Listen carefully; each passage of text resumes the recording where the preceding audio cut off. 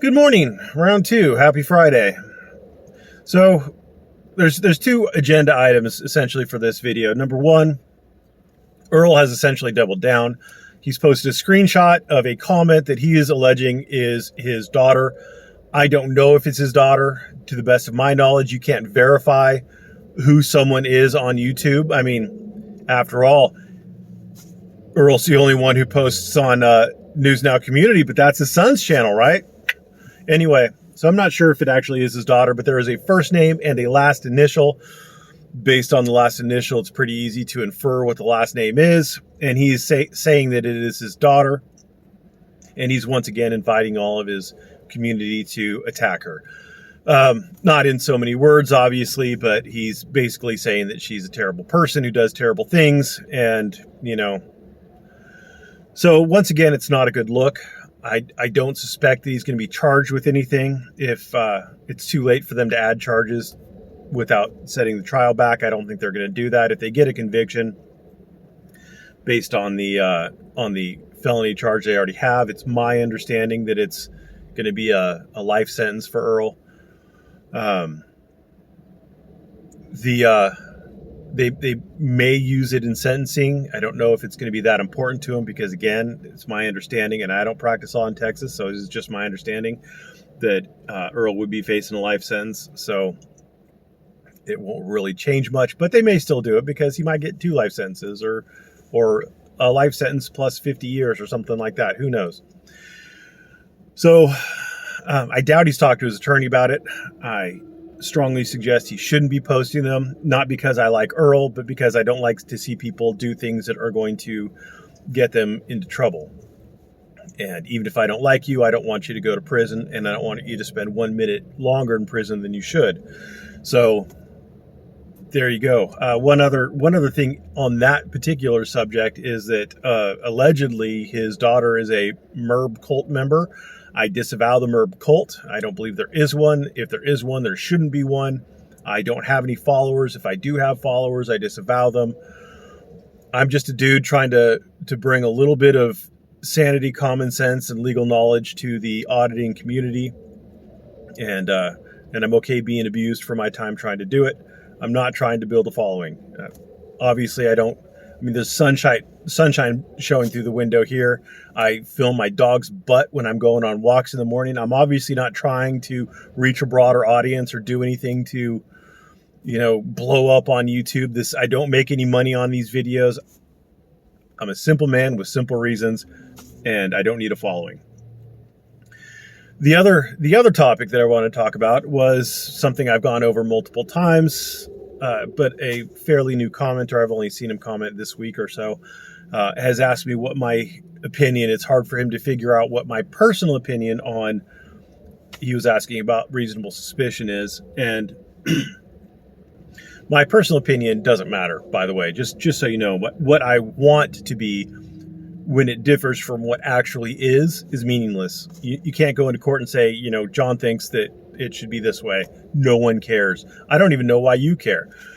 However, since apparently you do, my stance on the Constitution, the big ones, First Amendment, I think it's probably dialed in about right. You could tweak it here and there a little bit, but it's about right. Second Amendment, I don't like anything that they've done with it.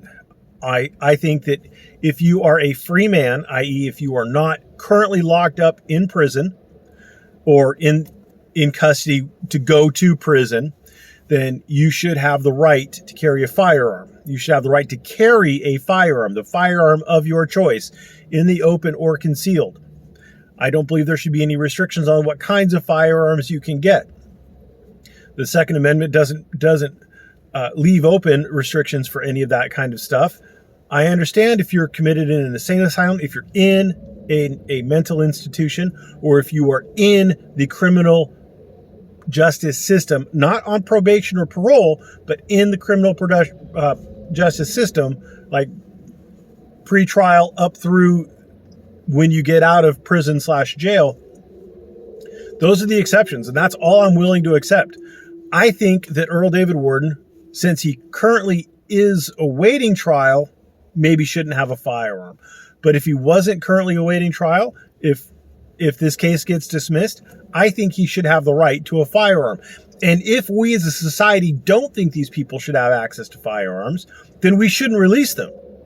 That if you can't be trusted with a firearm, then you can't be trusted to not steal a firearm. You can't be trusted with a car or a plane or fertilizer. I mean, if someone wants to do harm, they can do harm. If you can't trust them, you can't trust them. Leave them locked up until you can trust them. That's my stance on the Second Amendment. I'm pretty much a Second Amendment purist. On the Fourth Amendment, I think the court went wrong when it chose reasonableness as the standard instead of probable cause for the standard. I think reasonableness leads to way too many flip-floppy, weird things like reasonable suspicion where you detain someone for hours.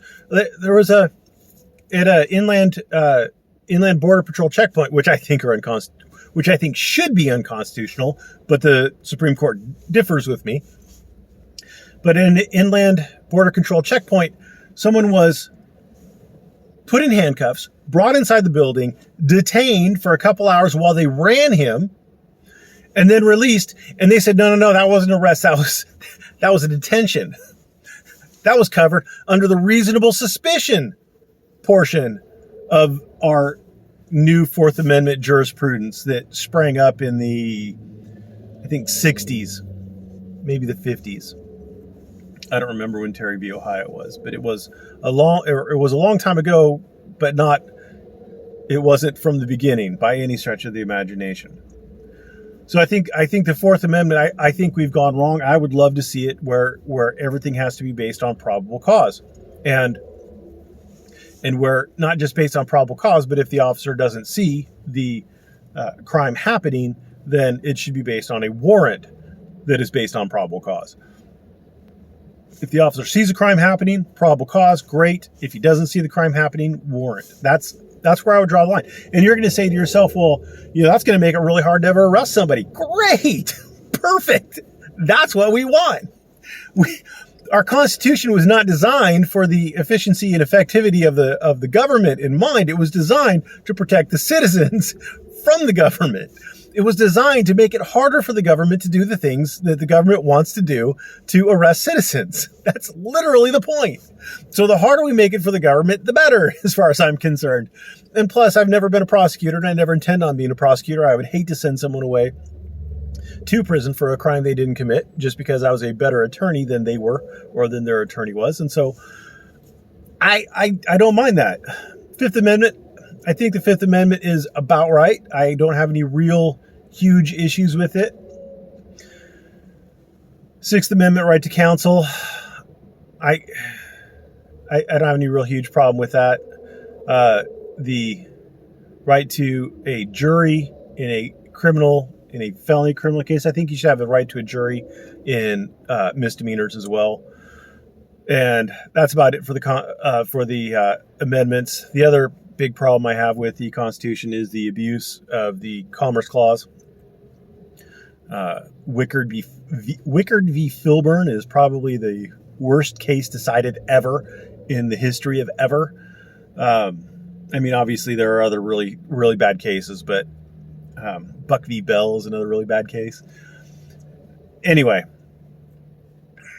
so yeah, I hope that makes when people think that I am really far off from James Freeman, but I'm not. I'm really not. Like, I don't like most of what the government does.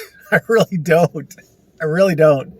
And I mean, unlike James, I understand that the police are a necessary evil and that people aren't just going to do the right thing and aren't going to keep their hands to themselves and, not take other people's stuff.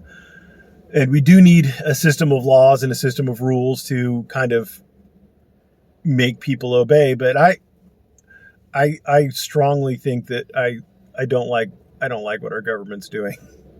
So anyway, if that tells you who I am and what I'm about, great. It's not worth anything to you, but now you know. Thanks for watching. Have a great day.